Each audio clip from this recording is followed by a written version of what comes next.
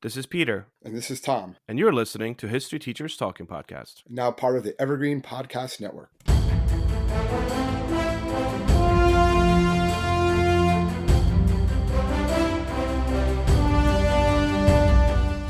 All right, this is Peter Zavlaki and Thomas Reska, and welcome back to our podcast. Tommy, what do we got today? Well, today we're going to be looking at a festival that was regarded as basically like a pivotal moment, right, in music history, as well as a big moment in the counterculture generation. So we're going to be looking at the 1969 Woodstock, but we're also going to talk about some of the other Woodstocks that took place after that, and I guess the infamous Woodstock 99 that we can shed a little bit of light on because we were actually alive for that one. And then the idea of Woodstock 50, which never came to pass, and why that happened. So that's what we're looking at a little bit on Woodstock today, and just why it was what it was and why it's still talked about today, and why there really were so many attempts to have another festival like that later on. Although it technically kind of failed for the people that organized it, and it took them like a decade and a half to get their money back, but we'll get to that today. Well, it was a whole bunch of, there's so much, but I guess the message, right? Because you have to understand this is 1969, right? The countries we're deep into Vietnam, right? A lot of young people are opposed to the war at this time. You have the civil rights era movement going on, a lot of civil unrest, like protests. Let's look back at our podcast when we talked about 1968. Right, that was a long time ago, right? That crazy year, and it was really an opportunity for people to escape into music, right? That spread the idea of like peace and unity, all that stuff, which people are really into. I don't get it. I'll be honest. We were talking about this a little bit before. I'm not mocking Woodstock. I don't think I would have gone if I was alive at that time, not because of any particular like ideology reason. It's just, man, that's just a lot of people in one place. And I don't know how I feel about being around so many people. Like 400,000 people in the rain and stuff like that. I think I will mention at some point, my uncle tried to go. My uncle Richie actually tried to go to Woodstock. He started driving to that area, but that was his first mistake. He started driving. He said driving, and the traffic was so bad they just got out, waited for a while, then turned around and got back. But they were going towards the farm, right where it was, and then they were just like, "Now forget it." And then it wasn't. There were thousands of people that happened to. They just, it just wasn't going to happen because it became much bigger than what anyone realized. And it's just like, it's a synonymous event. People, you mentioned Woodstock, whether there's someone like me who's like, okay, Woodstock, but at least I know what it is. And it might not have been for me or my type of thing, but it's an interesting story without doubt.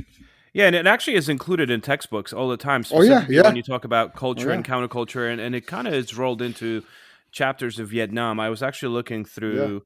I looked at 3 or 4 different textbooks today, and all of them roll this event into the Vietnam War chapter as like a culture and counterculture thing. And you touched upon this a little bit, this idea of counterculture. It was basically a movement that was made up of mostly white middle-class college youths, right? Mm-hmm. And they had grown disillusioned with the war in Vietnam and basically any form of injustice in America during the 60s, such as civil rights or lack thereof. And instead of challenging the system, they kind of turned their backs on traditional America and it tried to establish this like whole new society based on peace and love. Anyway, the heyday was kind of short-lived. Their legacy obviously remains, particularly also because of this Woodstock. The whole idea of like Woodstock Music and Art Fair, I didn't know that was the full name until I started doing this research. I thought it was just Woodstock, but it actually had Woodstock is kind of what it becomes known as later on. Yep. Because of where it was. But the 3 days of peace and music, that's what they're talking about. And it was always meant to be, people always say, oh, this is a free concert. It was never meant to be a free concert. I think that's something that it does become that. And that changes obviously into some of the Woodstocks afterwards, but it was never meant to be that. It was meant to be a profit-making venture. I don't think we really want to get into like the people and stuff like that somewhat, but the people that were involved in it, Michael Lang, Artie Kornfeld, but they wanted to make money for this. And, they did charge money at first, and it was $18 to get in, which is like nothing, right? Well, it was $100-something bucks, they said, in today's money, right? $100-something dollars. Yeah, $130, 24 hours at the gate. Yeah. But you could actually you could only buy them in record stores or by the mail. And they anticipated about 50,000 people eventually going to this, 25 to 50,000 people. And you wind up getting over 400,000. So it picks up. One reason is really because of the people that they get there. Yeah, but let's kind of get to that because this was so disorganized. And I don't even know how they managed to get this pulled this off in the first place. They didn't really, if you really think about it. Yeah, that is true. That is true. So one out of the 4 men who actually threw this party, well, just one of them had any experience throwing a music festival, right? So earlier that year... Some indeed. So earlier that year, Florida-based promoter Michael Lang, out of the 4, he organized a concert in Miami, and it actually drew about like 40,000 people, and it was considered like the largest concert in history up to that time. I mean, obviously, we're talking right now. What happens in Woodstock is 400 to 500,000 people, and they thought 40,000 people is the largest. So that just shows you the comparison to Exactly. what we're Yeah. going up against. So Lank's friend Artie Cornfield worked in Capitol Records, and they've never done anything of this size like Woodstock Nothing ever close. before. Yeah. Nothing close. So they partner up with two guys that have zero experience with music, John Roberts and Joel Roseman. Yeah. So Um, what and could these go wrong, right? Right, and these guys are Ivy League educated sons of super wealthy businessmen. They're basically, there's like a pharmaceutical fortune in here. These guys have the money. That's where the capital Yeah. comes from. And this group of four people came together, and they're looking for, like investment opportunities. So they agree that they're going to first of create a studio in Woodstock, New York. So this was originally not supposed to be a concert; it was supposed to be a studio that was built in this particular area, Woodstock, New York. And the reason for that is because it was a very popular artsy community in the New York's Ulster County. It was home to musicians Bob Dylan, the band, Jimi Hendrix, and other musicians kind of flocked to this area. It was kind of viewed as this like artsy community. Ironically, Bob Dylan actually rejects the invite to partake in Woodstock, but that's later. So these four men, as they get together to open up this recording studio, they're like, well, we're not really going to make a lot of money with that. So why don't we just throw in like this large outdoor rock festival? And they're like, yeah, well, you know what? We wanted to name our recording studio Woodstock. So let's just stick with Woodstock. They wanted to secure Woodstock, but actually the festival took place like 70 miles away from Woodstock. So let's get into how this was chosen and how they got to be where they are. Well, they tried going in a couple other places. Initially, they wanted to go at the Howard Mills Industrial Park in Wallkill, New York. That was where they wanted to go at first. But then the Wallkill officials basically more like they got spooked, right? They kind of back out of the deal when they start seeing like the clientele that they wanted to. They don't want what's hippies. They don't want the hippies. They They didn't don't want want the counterculture. they said we don't want the counterculture. That's not what we signed up for. So they actually passed laws that eliminated the possibility of any concert being held there whatsoever. They just passed laws so there can be no concert on this land. So they start exploring a bunch of other venues, and none of them really pan out. And then it's getting closer and closer to the time. It's about only a month or so away. And then a dairy farmer by the name of Max Yuzger comes over. And I actually remember seeing a movie on this years ago called Selling Woodstock or Buying Woodstock. I remember going to see it with my girlfriend, now wife, at the time. It was one of those like, hey, you want to go see this movie, like test audiences, whatever. The movie wasn't particularly very good, but it kind of talked about the guy who lived right by this farm and how it happened and anything like that. But he offered to rent them part of his land in like the White Lake area of New York, of Bethel, New York, right by the Catskill Mountains. And they were like, fine, let's just do it there because they had to just have something. So they pay what his asking price was, which I don't think it was that much. And that's where they're going to have this concert. But only a month away, it's kind of difficult to get all the info. You don't understand, and I don't even understand all the details, right? What you need to do to have a concert. Like and these guys had no idea what they were doing. And they're going on they have no idea what they're doing, and they're doing it on like an empty farmland. Yeah. And they've already advertised, so they have to have a place to do this. People were buying tickets already. It's kind of hard. And then they even talk about they're trying to get like the concession stands, the bathroom facilities, medical tents. You need to have all these things, performers pavilion. And they realize we never put up like gates. Or stage. Or stage or ticket booths. And they were just like, people were already showing up and they're like, well, we don't really have the time to put up the fencing and the gates and all this stuff. They still weren't ready. So Lang actually talks in an interview years later. He says, listen, you do everything you can to get the gates and the fences finished, but you have priorities. People are coming. You need to be able to feed them and take care of them and give them a show. So you have to prioritize. So that's when it really becomes a free concert. And once the word gets out that it's a free concert, that's really what expands this from being like, 20,000, 40,000 to 400,000. As soon as people find out they don't have to pay for it, now people start showing up. Nuts. On huge numbers, Yeah, 3 days before the actual event, they did not have a stage ready yet. No stage, no fencing, no tickets for 3 days before the event. So basically the builder, the construction foreman, walked up to the four guys and he's like, all right, you guys have to pick. Like, what do you want? Like, you want fencing, you want ticket booths, or do you want an actual stage? Like, you got to pick one. And they're like, well, obviously we need a stage. So that took precedence because of that. But there was so much hate in the neighborhood, even for Yasgur as well. People, again, this is Vietnam is happening after 1968, which is, you have assassinations, MLK, RFK, you have Vietnam, worst death ratio. And this hippie culture really kind of pits the I don't want to say hawks and doves against each other, but really the conservative element, the silent majority that Richard Nixon calls them later on, with the youth. And the hippies kind of identify themselves through rock and roll music, right? Outrageous clothing, sexual license, illegal drugs, LSD, acid, marijuana. So this is like totally anti-establishment. So when this party's coming to be in upstate New York, a lot of the local farmers are upset that this is happening, because they're like, there's so much conservative thought in the area that eventually all these farmers in the surrounding areas wind up suing. And these guys, for like the next decade, are basically paying off court-wise all these fees to all these other farmers, because that's how upset they were that this actually transpired in their neighborhood. This is a small town. They weren't ready for some of this, because even though, like you said, about 400, 500,000 people made it there were over 1 million people they think kind of descended on this area, descended on Woodstock, hoping to somehow get in. And they just didn't have the organization. People abandoned their cars on the highway. So that causes like gridlock and just melee and things of that nature. The town itself wasn't ready. But from what I heard from all the things is, for the most part, it was very peaceful. All right. Yep. So we'll talk about security concerns, but like for the most part, everyone was getting along. And it wasn't fun, because the first day was torrential downpour, right? Yep. So that's what you're seeing on these pictures, just the muddy. It didn't have obviously the proper sanitation, enough water for everybody, enough facilities for everybody. But then being in the 60s, people were just kind of like going along with it, I guess, a bit more. There was a lack of violence, especially for the large number of people. A lot of people were saying it was because of the large number of psychedelic drugs being used. That's one reason why there was such a lack of violence. They were chilling. People are just kind of like, we're not promoting that at all. Don't get me wrong, but I guess that just mellowed people out enough with the music and stuff. But a lot of them, they're saying they were following with the mantra of just make love, not war. Although the rumor, did you see that? Like, people say that there's supposedly 8 different births at Woodstock, that nothing's been proven. That's fake. Nothing been proven. Yeah, they don't think that was actually true. They said no births in Woodstock. They said maybe one woman gave birth in a car in traffic to get to Woodstock, which was already miles away from Woodstock.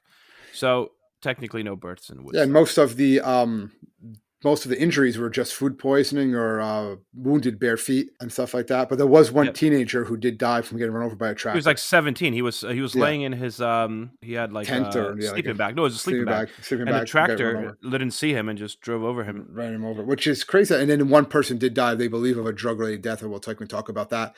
For all the amount of people, we're not downplaying people dying at all, but it could have been much worse. Yep. And we talk about the 99 Woodstock a little bit later. Things get that get pretty rough. But security was limited. It was really just to the off-duty police officers. Yeah, and even then, how do you control half a million people? Yeah, to keep an eye on half a million people wasn't easy. Yeah. And the fact that it stayed somewhat organized and peaceful, it was a testament, really, to this counterculture movement, that they were able to kind of contain this. But the traffic, we kind of touched upon this before we get into the actual festival and more or less what happens there. The traffic was so insane, because there's so many people flock to this area, that once they hit traffic, they were like, all right, good enough. So they just parked their cars on the road. Yeah, they just left them. Left them. And they just walked. And it basically, at the end of the day, too, by Monday when they were leaving, because this was a weekend, right? Starts Friday.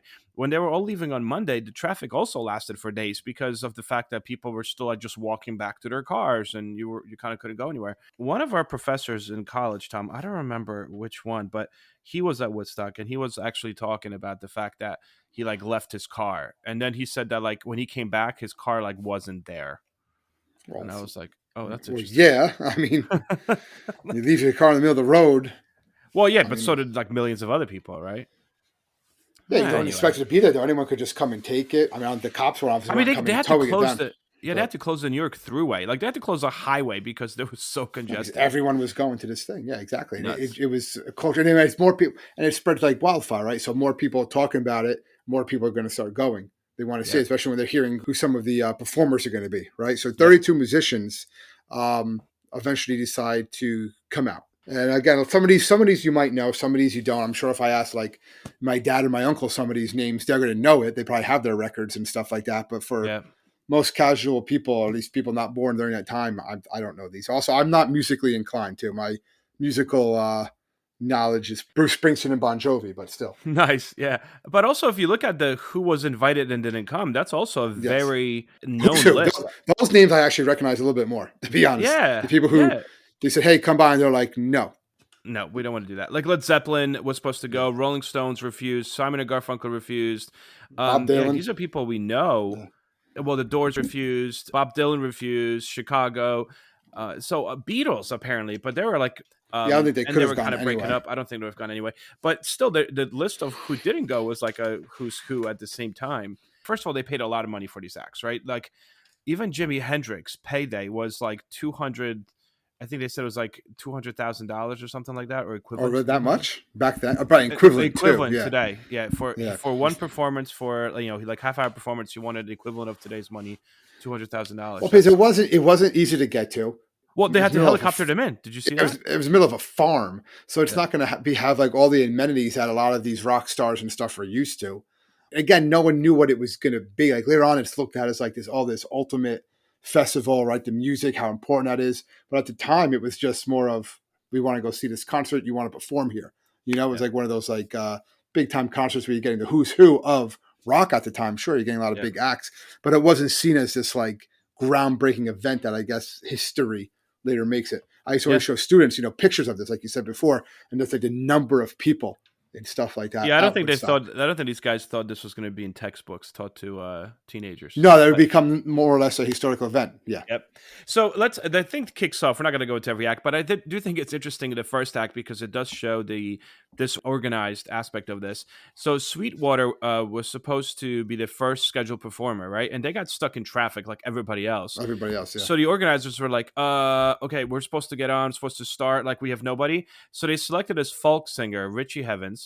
And they're like, Richie, you got to hop on there on stage, 5 p.m., make this work, right? So he's like, all right. So he hopped on and he finished this thing by like an hour in. And from the backstage, the promoters are like, no, you got to keep on going. Like, we still don't have the next act. So then he played for the second hour. He's eventually like running out of music. So he starts literally like starts doing covers of Beatles songs. Then he improvises some new songs that he like makes up. He was there for 3 hours. Yeah, Just trying to make stuff trying because they to. didn't have anybody else.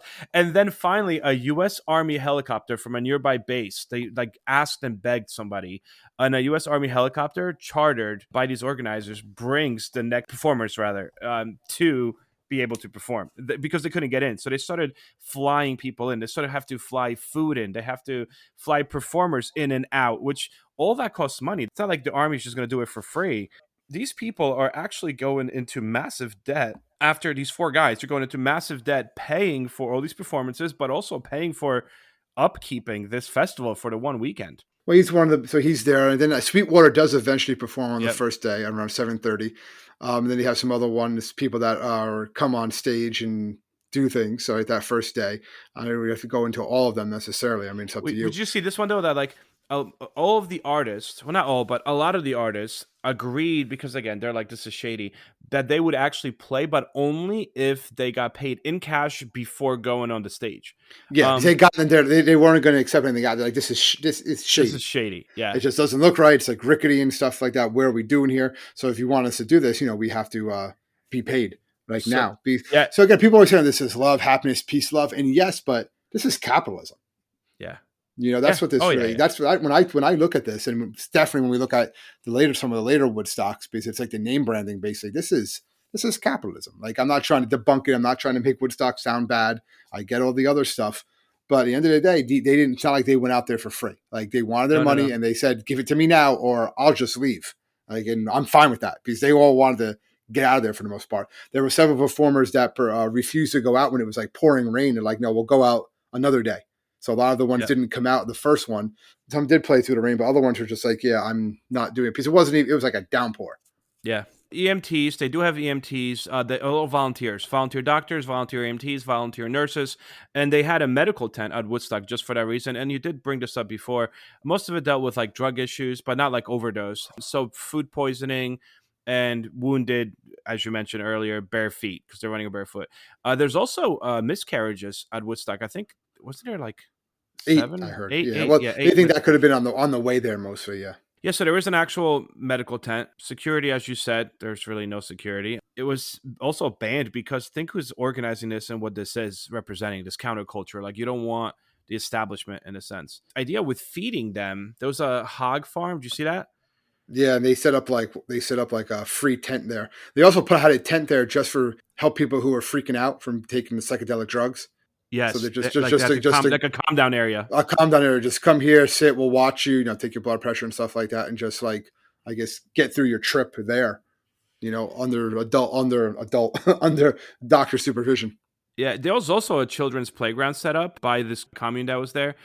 They started taking care of children, those that people that brought children with them. Free food kitchens, and eventually there was like a Jewish organization nearby that found out that there wasn't enough food, so they started making sandwiches and basically flying them in using the military helicopters to bring in food.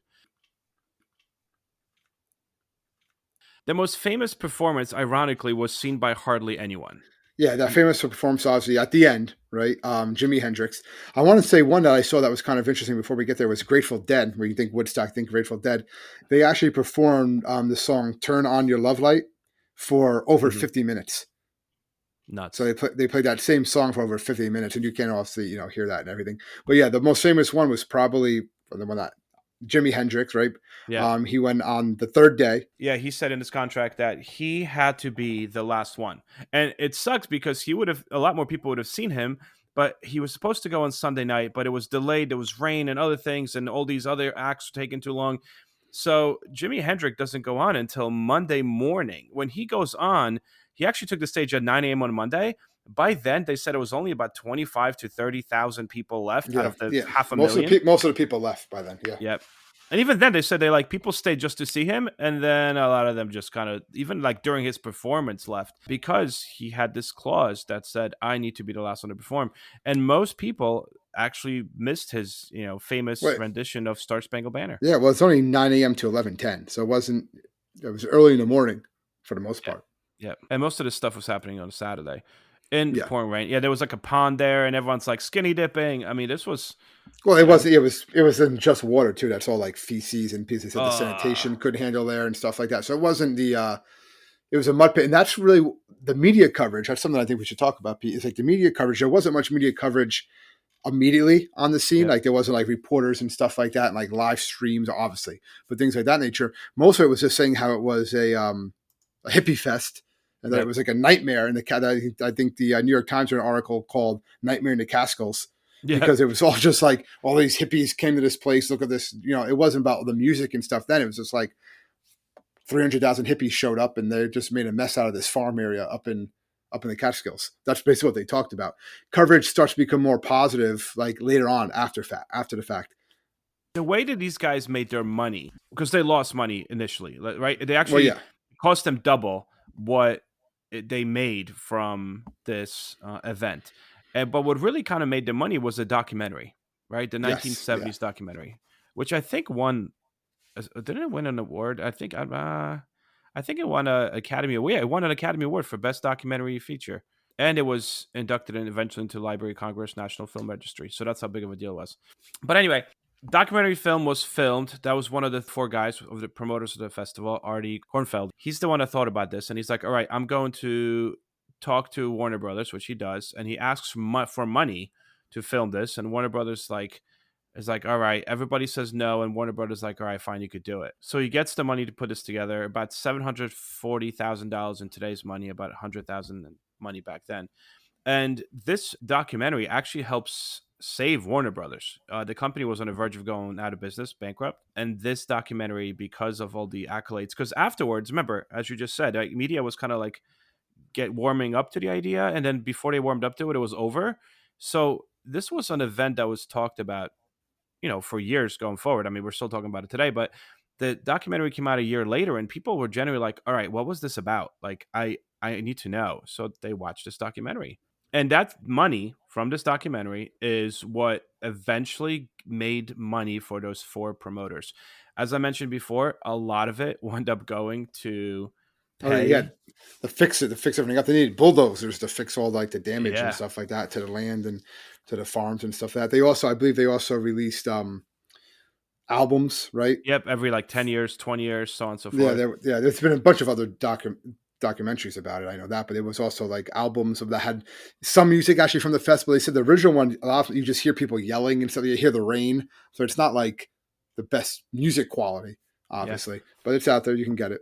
Well, think of it this way: they spend 3.1 million, which is about 15 million in today's money, on Woodstock. Those four guys, and it took in about 1.8 million, right? And it wasn't until by the time they paid all the lawsuits and clearing it up and everything else, they actually didn't start making money until like early to mid 80s, and this was in '69. That's when they started to actually make profit Profit from from it. this event, and even like by then most of it came from documentaries and these records that you speak of, Yeah, selling the music. Yeah, like it's the nostalgia factor. It's because it became such an event that it made money, right? Did And you that's see? really, I guess, one of like some of the legacy of this. Yeah. Like, what do you think the legacy of Woodstock really is, Pete? Like, I mean, well, I was going to touch about something that actually could be a good segue for that. One of the guys that filmed that award-winning documentary was a very, very young Martin Scorsese. yeah, I heard that. I saw that. Which is kind of cool. I mean, I don't know if you legacy of this. Well, I I mean, like, what does it really show? Like, I don't like. Is you hear like the legacy of it, and like, was it like there is a pavilion there now. It's like a art center. The Bethel Wood Center for the Arts is there now. The actual place where Woodstock took place, and they have concerts and stuff like that. There's a museum, 1960s Well, museum there. this is kind of gets me because the locals was so against it back in the '60s, Yeah, but but now it's it's like a actually made major so much. Yeah, it's an money. That's the economic thing. boom for them today. Yeah, that's why we're going back before. Like, it's an example of capitalism. Yeah. So exactly what they want. I don't know, but you think Woodstock, you think of festival, you think of this piece of. I think Woodstock really sums up the '60s. That era. Like, it was like the close of it. It was 1969. The counterculture. Well, they start calling it the Woodstock generation, which I think Yeah, that if you have to it, look it at the legacy of becomes it. it becomes an adjective to describe that time Yeah. period. You know what I mean? Yeah. It's like a physical, but it's also something you can look at that like a physical representation, a visual representation of that time period. Like, I do think it has a lot of historical meaning. Well, also the Peanuts character Woodstock, which started appearing in '66 in the cartoons, did not really get a name Woodstock until Until after Woodstock. that, Yeah. you don't know that's the bird that follows Snoopy around, right? Yes. Woodstock. Yep. Okay, just So making people are sure. like, you know what I mean? Like he was there, but he had no name. Not their And name, and then they started calling him. They he became call Woodstock. him Woodstock after that. Not know that. And also, I do find it amazing that in the grand scheme of things, like this was done fairly peacefully. And that's what really amazes me because when you start looking at the numbers here, so Bethel, because they were feeding 500,000 people, right? When you start looking at it, it was considered at that moment the third largest city in New York State, which has New York City in it. Yeah. Right? That's how many people came to this one farm. Oh, yeah, and I forgot to mention that it was actually declared a disaster area, right? Because of the Yes. rain and because of the mud and lack of food and drinking water. That New York Governor Nelson Rockefeller was like, we have to stop this. We have to break this up. He actually wanted to send the military in to break it up, but he was talked out of it by John Roberts, one of the organizers. He talked him out of it. He's like, fine, but you have to make sure it ends on that third day. We're not letting this go longer. And that was one reason why too they had to make sure it just became so destroyed. So that legacy's over, and future generations think they could do it again. Yeah, I think that's an important too. I think that's part of the legacy also, right? Is that there's going to be these other Woodstocks that take place, and that probably are a little more lesser known, right? Yeah, I mean the two main ones that are known are I remember both '94 and '99. Well, there are other ones, right? There is a '79 one, right? Yep. There's an '89 one, but I think the main one that we can those are small. One is called it's like they're not even in Woodstock, right? They're in different places. Yes. But they kind of just get the name. The idea is maybe again they are New York State, yeah. But it was like a different type of place. But I think the first big one, the first one that really have it was the Woodstock '94, right? It was held in 1994. Yeah, the 25th anniversary. If you look at the poster, it looks exactly like the original poster, like the doves on the guitar. It says 2 more days of peace and music, right? Yeah. So it was first featured as like that. It's really like Woodstock Part 2. Right. Yep. And it was going to be August 13th and 14th on, you see how the tickets went up, right? $135. Yeah. And the weather was hot and dry on Friday, but early Saturday afternoon, the storms rolled in. And the same thing, it just turns into a field of mud. Yep. It turns into a field of mud. So it took place on Winston Farm in New York, about 100 miles north of New York City. Did you see that? 350,000 people. It was a big event. I remember hearing about this too. And 3 deaths at the festival were confirmed. One unidentified 45-year-old male died. Diabetes complications. Then there was someone died from spleen. Remember the ruptured spleen, a Yes, 20-year-old? But overall, about 5,000 people were treated at medical tents and 800 were taken to hospitals. But still, considering that 350 people showed up and 3 people died, and again, I mean, I'm not saying that's okay, but I'm saying in the grand scheme of things, okay, like it wasn't that bad. Major issues, security was also an issue, obviously. Well, that was a big thing. They guess again, there's just too many people there, and this is one reason. This is the stuff from the first Woodstock, and particularly this Woodstock '94, that so many people are still able to get in because of just a massive number. That's where it really starts for the one that's going to happen after this '99. If that happens, they're losing money, right? And this is still a concert. The promoters want to make money with this, so they still have to find some way to basically, make money. And since all these people showing up, getting in for free is cutting to their profits, they're going to try to find ways to change that. But for the most part, it was pretty safe and peaceful atmosphere. I think one of the crazy things was on the first day, this band by the name of Jackal took the stage, and the lead singer Jesse James Dupree was like drinking whiskey, smoking marijuana. He poured it on the crowd, right? Yeah. He poured it on the crowd. Then he started shooting a rifle up in the air and playing with a chainsaw. He winds up cutting his hand really bad, wiping blood all over his forehead and stuff like that. So he had some people getting a little bit insane and stuff. Yeah, it's memorable. But yeah, a lot more people. They had some other ones who were here the first one, Crosby, Stills and Nash. Some newer bands was there, Metallica was there. Metallica, yeah, Nine Inch Nails, okay. Yeah. Your favorite person, Sheryl Crow. Right, so you have all these. Stop. Where did that come from? What? I know you're a big Sheryl Crow fan, Pete. It's okay. All right. Yeah, totally, totally. Oh my God, and pepper, right? All those good people. But Sheryl Crow, where does that? Okay, you know what? I get it. This is for me comparing you to Stalin last week. I get it. Well, yes, fine. Yeah, fine. I am indeed a big Sheryl Crow fan. There's nothing wrong. Green Day was there, right? Green Day was there. See a lot of these notable performers and things of that nature that are there. And like I said, but the big difference with this one too is it was broadcast on TV. Yep. Right. So the footage was being used for home packaging, documentaries about it. MTV made it pay-per-view. Okay, so you could buy it for whatever number it was, forever, like $50, wherever it was, and watch it live for the next 2 days, like a live stream, more or less, for people understand that. So it was very popular. It did very well. All right, so they had one in, like we said before, they had one in 79, 89. Now they're having another one in 94 for 25 years. So because it did so well, they're like, all right, we should do this again, and we should do it every 5 years. That was the plan. But we also didn't talk about some of the declined invitations, because this is interesting too. Before we move on to 99, yeah, you had some interesting people decline. Yeah, right. So Johnny Cash said no. Guns N' Roses said no. Alice in Chains said no. But Bob Dylan said yes, and he was introduced with we waited 25 years to hear this, ladies and gentlemen, Mr. Bob Dylan. Since he said no the first time around, he actually did show up this one. And Johnny Cash was going to go, but he declined because he originally said he was going to go, but then they found out he wasn't going to perform on the main stage, and he was like, "Well, then I'm not going." Rightfully so. He's Johnny Cash. It's Johnny Cash. I know. He's like, if you're going to tell me I like somebody, he's no Sheryl Crow, but actually, I actually am a big Johnny Cash fan. But yeah, Sheryl Crow, totally. Anyway. So let's get into 99, because this one is, I feel like, the reason why we're not having any more Woodstocks. No, they already said this is why there's no more Woodstocks. And there's a good documentary. It came out not too long ago. I remember watching actually on Netflix, right? Yeah. That talked about Woodstock 99. This one I actually remember watching like coverage of it on MTV one. I'm like, oh, let me just watch some of this. I had it on in the background probably when I was doing something else. I was like a junior in high school, whatever it was. And then seeing all the chaos erupting because it was all like live on MTV.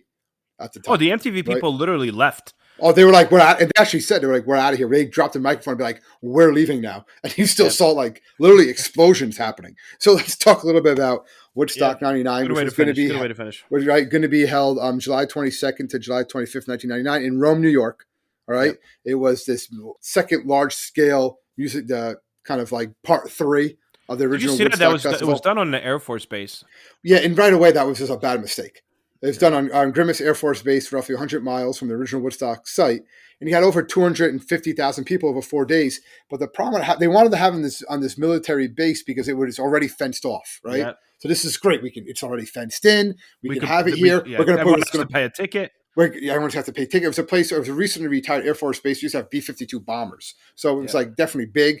But they didn't realize that, I guess they did. There wasn't much shade there at all, which is going to be a major problem we'll talk about. But also, you ever go on asphalt on a hot day? Well, yeah. it gets hot, so you can't camp out on. You have all this sunlight beaming, it's 100-degree temperatures beaming on hot asphalt, warming it up. Even at night, it didn't cool off, and didn't have enough places where people could sit. So it just started burning people. And then you get the capitalism and everything going on there with the price gouging, $8 for a bottle of water and stuff like that, because they couldn't bring food in and out, which becomes a major issue. And then people just start to flip out. Yeah, I mean, Basically, but we'll overpriced food, terrible sanitation. It literally smelled like crap. Led to massive sickness. So many cases of sexual harassment and rape, even. Yeah, gang rape. Actually, seeing it, like they actually was one performer. I didn't. Yeah, stop. Wait, it was like, hey, someone stop that girl. Like someone help that girl right now. We need help here. And people were like, oh, well, it was just like it's just crazy. And this was all because they wanted to make sure people didn't get in for free. Like that was one reason why it was kind of what was going on here. But there was a lot of extra money. You see though, Pete, there was a lot of like argument about how many people were actually there, because if they went over a certain amount, they have to give more money to the town or Oneida County. So they kind of like purposely said no. There's only some. So there's still a debate on how many people were actually there, how many tickets were actually. I mean, Carson Daly, who was the MTV guy in 1999, he literally was quoted as saying, "I thought I was going to die." And he felt like I felt like I was in another country during a military conflict. That's how bad it got out of hand. We know, obviously, as I mentioned, sexual harassment, rapes, sickness, sanitation issues, food, hotness. But then you have the fires, because ultimately that's what starts happening here. Okay, right? So we have to cover the context of how these fires like basically happen. Yep. So even before this, a lot of the acts, Kid Rock and some of the other acts, were saying, all right, throw stuff on the stage, right? So you have that. You had Fred Durst of Limp Bizkit. He gets up there, he starts jumping up and down. Again, he's not saying tear stuff down, but he's getting like, let's go crazy, let's go wild. So a lot of the people, they're doing drugs. There's a lot more of this youth factor. A lot of young people there, they start like, I think they do knock down one of like the towers at one point. And they're getting angry. They're knocking down the porta potties because there's not enough. There's not enough of them. There's some water fountains by law. They have to have them, but they're lined. So then the people break the pipes and the water's just spewing everywhere and they're drinking from that. So they're getting a lot, there's not enough toilets. So let's destroy the ones that we have. What's happened with the fires was that there was, this was shortly after the events of Columbine High School, right? Mm-hmm. The horrible shooting in 1999. And what happened was there was a group of people known as the Center to Prevent Youth Violence, and they distributed candles to people at their booth that day and saying, later on tonight, we're going to do a candlelight visual for the victims of Columbine, all right, to be held during the Red Hot Chili Peppers performance of the song Under the Bridge. This was never approved by the firefighters. It had to be there. So when the band is playing, people start to light the candles. All right. Some of the candles are then used to start these larger bonfires. And because there's literally a sea of plastic bottles everywhere, people start throwing these plastic water bottles used as fuel for the fuel for the fire, and it starts to spread all over the place. Some of it actually on the stages and stuff like that. And they actually have to be put out, extinguished. And then the audio tower actually caught on fire, and the fire department was called to put out, and they just didn't come. They just refused to call. They're like, there's no way we're getting there. So... But isn't it? So the band is actually blamed for this because they said that, first of all, they were singing a cover of Jimi Hendrix's song "Fire." That was later on. That came out. That came afterwards. Yeah. Right? Didn't they say they were like inciting the riot? Well, they said that it looked like Apocalypse Now out there, and then the fire started to escalate into like vandalism and stuff like that. And ATMs were tipped over, money was taken. Well, people were just fed up with everything that was going on there, so they just kind of rioted. And then the band and then later on they were blamed because they started singing that song. Jimi Hendrix covered the song "Fire," but they're like, what do you want us to do? That was actually, they didn't do that because of the fires. They say later on they were actually asked by Hendrix's sister to play that in honor of him at Woodstock, and they said yes. So nuts. MTV, literally. MTV leaves. They just basically say, here's the actual quote from Kurt Loder. He described the scene. He says, "It's dangerous to be around. The scene was scary. There were just waves of hatred bouncing around the place. It was clear we had to get out of there. It was like a concentration camp to get in. You got frisked to make sure you're not bringing any water or food that would prevent you from buying their outrageously priced goods. You wallow around in garbage, human waste. There was a palpate of mood of anger. So they just leave. They just like, we are done. You actually, things actually explode. Propane tanks from some of the trailers actually blow up. You know what gets me though? You said Curtis Loder. I mean, I remember Curtis Loder, obviously MTV. We grew up on that. He is 77 years old. Well, that just shows how old we are. Like, oh my God. But anyway, we were teenagers when this happened. Like I'm saying, I remember watching this, and like, wow, MTV's actually leaving right now, and you're just seeing like all these fires and stuff like that, and just being like, wow, that's crazy. And there was riots. The police showed up, and they arrested. That's what it is. Eventually, state troopers, 700 state troopers showed up, and they're like, "We're shutting this down." Yeah, they have to stop. And it was the end of the festival anyway, but it was just like people were just fed up. And it wasn't everybody. We're not saying that, but it did get out of control very quickly. And most people said that they did this because they were just, fed up with everything that was going on, that they were thirsty, they were hot, and they just were letting out all this anger that bubbled up for the next couple of days. They actually tear down these walls that were called peace walls, which basically was the plywood walls that keep people out of the festival that didn't pay, and they just rip those down and start burning those too. Nuts. It took 3 weeks to clean up the site. Yeah, they said New York State Department of Health reported 5,162 medical cases related to this. Yeah, and afterwards, the National Organization for Women now, right, winds up making a protest and gathering outside the New York offices. Yeah, because of all the sexual assaults that took place there. Yeah. It's often called the day the music died. That's what the San Francisco Examiner called it, because there wasn't going to be a Woodstock after this. There was some talk, right? I did see some stuff on a Woodstock 50. Did you see that, Pete?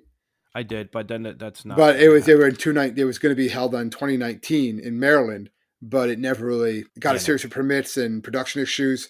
All the artists that said they were going to do it just kind of canceled, and then it just died out. And one thing was really the fear of something like this happening again. It was just too big of a thing. It was going to cost too much money, and they were going to have to wait on the back end to make up their money. And then it just wasn't going to be worth it. I don't think this one or the 94 or 99 is going to make it to textbooks. I mean, it didn't make it to textbooks because it's a black eye. It's one talking about. It really showed about, again, like the dark side of it all. Like when the first one was about like supposed love and togetherness, whatever you want to call it, and peace. Again, peace, war. Peace, love, war. But this other one, it was more of just like, all right, we're going to use that name that has become like such like a cultural icon, a cultural icon, like a known commodity, right?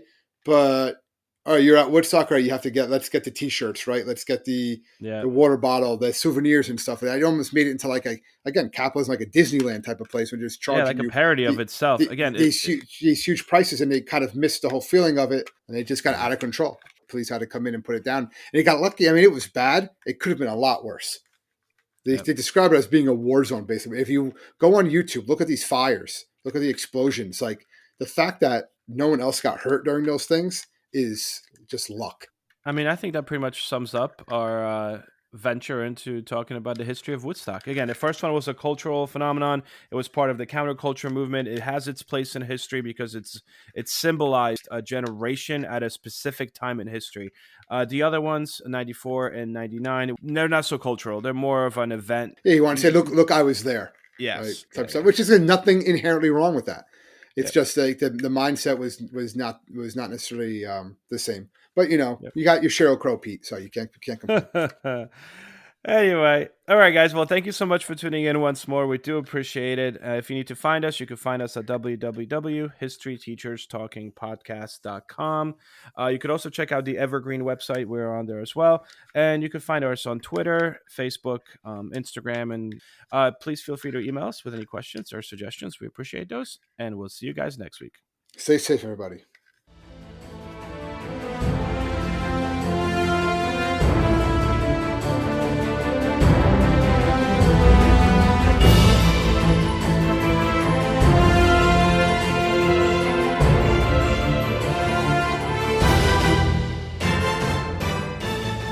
I hope everyone enjoyed our podcast, and if you would like to email us, you can do so at historyteacherspodcast@gmail.com.